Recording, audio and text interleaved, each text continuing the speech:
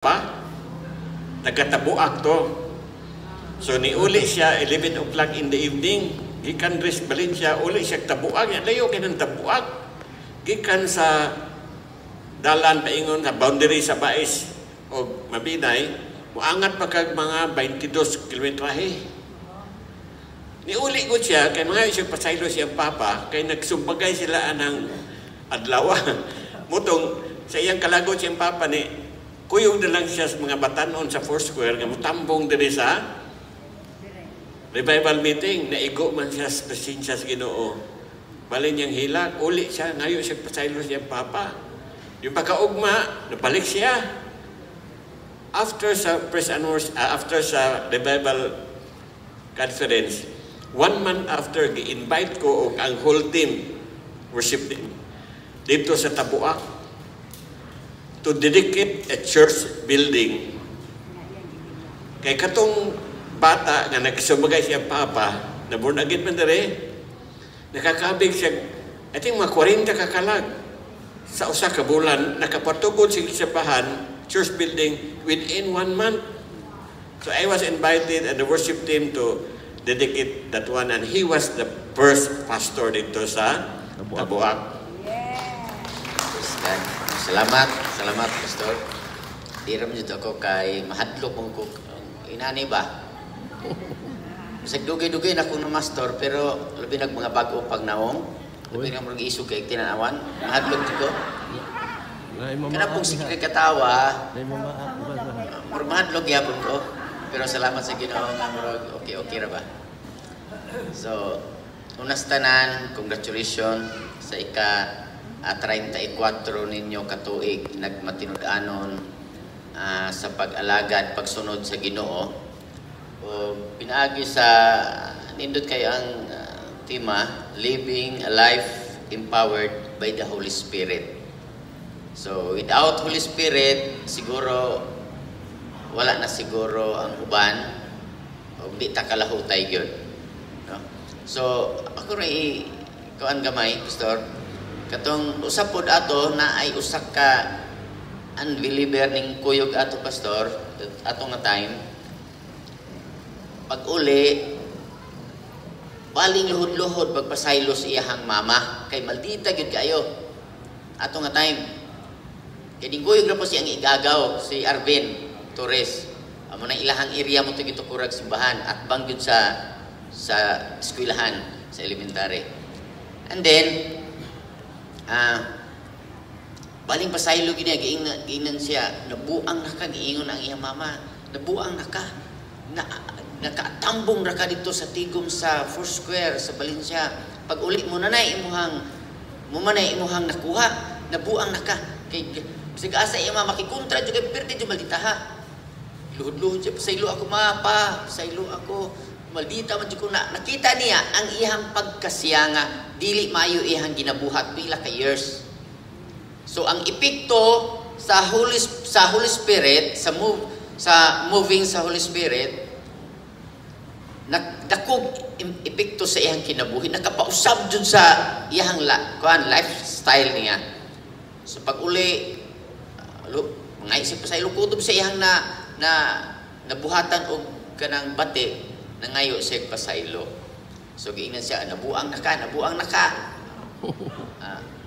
Kan man, maayo na ka. kasi, butara to, May, nabuang na dyan ka, nakatambong ka dito, ayaw na dyan, sukadron, di na ko gusto magtambong ka, butambong gani, kag-usog anang tigom sa mga kapatanunan sa Foursquare, hikta na ko ng imong liog, naman ay suba dito sa ubo sa ilaha, hikta ng imong liog, di itambong ka na mo dito sa suba. Wa nag-wild o balik, wa na gyud pila ka semana, niingon na itong iyang mga igagaw. Akong kumusta man sila sa kuan, may siya balik o kuan wild. Kay dili gusto nga musimba, mutambong sa padayon sa mga, dili pakuyogon niya sa mga batanon sa Foursquare. So, sa siguro hunahuna gid atong ginikanan nga dili gusto siyang mag-usab, dili gusto siyang magbago ang iyang anak. So mutoy usas epekto, no? Tungod sa kanang nabati nila nabaptize sila sa Holy Spirit. Yung usa, basta katong ni testimony siya nga samtang daghan ang nabaptize sa Holy Spirit atong nga time, naay usa ka batan-on dito ni Kuyog ra po, ni Kuyog kay Kuyog kita man siya mga chicks. Siya Kuyog. Gaw, Kuyog ko dito po, gaw. Kuyog siya dito. Samtang na observer ko siya. Sige sa ingon, naunsan, masam na murag iyahang sa iyang art niya, murag nanaway siya ba? Nangaunsan na sila. Pero, wala siya kabalo nga naabot na siya dito sa atubangan. Nga dili siya gusto, dili ko. Wala siya kabalo nga naabot na siya dito sa atubangan, giganoy siya sa Holy Spirit. No, grabe ang epekto kung Holy Spirit na murag daghang taong nangausab, dili jud siya ilang kaugalingon kung dili sa tabang sa Holy Spirit. So perting dakua og kanang epekto kung hangpon nato pirmi kada adlaw ang balaang espiritu sa Ginoo. Amen. Thank you, Lord. No? Muna importante, dili Sunday Christian lang, kundi kada adlaw Kristohanon niya. Kada adlaw atong ilhon nga naa gyud kauban ang presensya sa Ginoo. Okay, dili man mo fluctuate ba? Dili ka na mo karon Kristohanon ko akong style, ugma na pod, dili na pod. No, murag mag-usab-usab, no? So, salamat sa Ginoo dayong kabahin ni pastor, murag sakripisyo man niya, sige jung angat ni babinay kay naman may monthly nga kanang pastors connect. Nya na ito sa jutay ra na gamay ra dito pero wa gyud siya malato sila ka ba ni sir. No? O usahay na apoy mga kuyog sila dito sa during sa pastors connect. Dako kayo gamit yun, no? Ang ministry ni Pastor George. Kanya dili ko malimot si Pastor George naagyod niya ang kanang kasing-kasing pagka kanang matinabangon, no? So sa panahon nga na ospital tong among anak, itong magulang ni si Shai ni Kuyog ron, diha na sa ICU, amo jud ning gi-invite nya kay kani tan-aw ginamo saludo gid akong wife is gusto gid ta kay mo ko pero na mo program rod sa human mi sa simba ganiha na poy program so mao nga wala siya kuyog nya kitong among anak iya kuyogan iyang mama kay duha ra man among anak duha ka babae so samtang na ospital diha mi sa ICU sa medical nag chat ko nanawag ko Pastor George ko Pastor pwede ka magpatabag mig ampo kay sige na mighila, sige naghila kung asawa sige naghila kay kuyawan na kay na ICU naman among anak kay kutasan niya ni dako ng tiyan kay dinggi niya na ay pneumonia so murag tulo man to ka kuan kay tulo man ka doktor murag tulo ka klase sa kuan kanang iyang sakit so di jud na mo kalimtan to offer dito si Pastor George o prayer pagkahuman or kaduha or katulo nibalik siya dito humag-pray mag-ampo niya dayong nihatag pa dyan siya namo og kwarta sunod na po offer gihapon siya prayer dayong nihatag gihapon siya kwarta not only sa mga sa moral kundi sa financial si Pastor George ning support no so salamat kana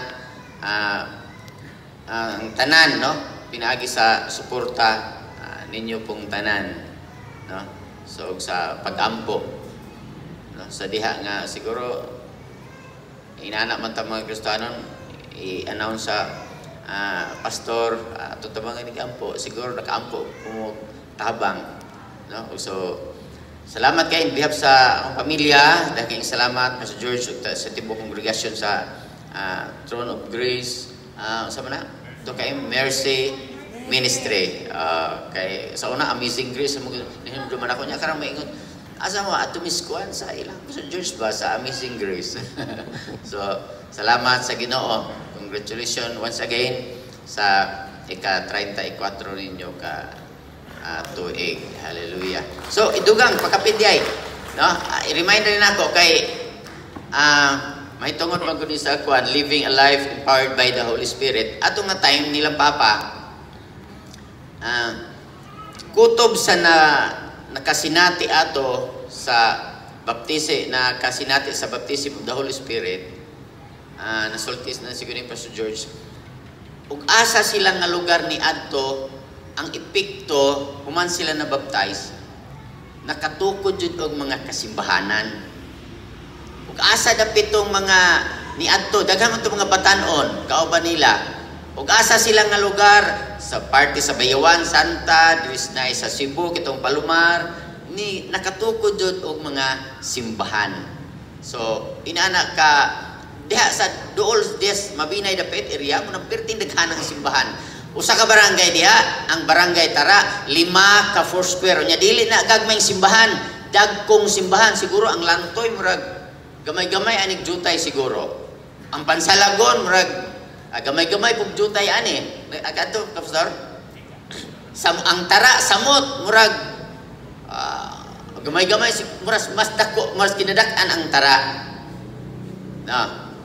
Sa proper gyud kay do man na Tara maasin ug Tara proper. Ang Tara maasin mautong giadto nila Pastor nga diha ang revival, no? Nga ningon sila sunog na inig praise and worship nila, inig gusog kanta, kitong nakakita nga unbeliever, mingon, ano, mo makabantay, makakita nga, inig kusog kanta dito sa sulod, Dilaab. muana po ang kalayo, makita ginila, inig hinay nagkanta, di na sila mag-worship, muana sa pababaw. No? Di kitong nakita nila sa tagatike nga, nasunog, nagkalayo, baling aso, nagkalayo na. So inana ang mga katingalahan niya na ilado ang maasin. So tungod sa Holy Spirit, tunay dagkong mga butang nga nahimo, no? So munang ipadayon nato kanunay ang pagtinguha, kanunay magpuyo nga dunay balaang espiritu kanunay. Kay naa joy mga pagahimuon sa Ginoo nga pinasahi.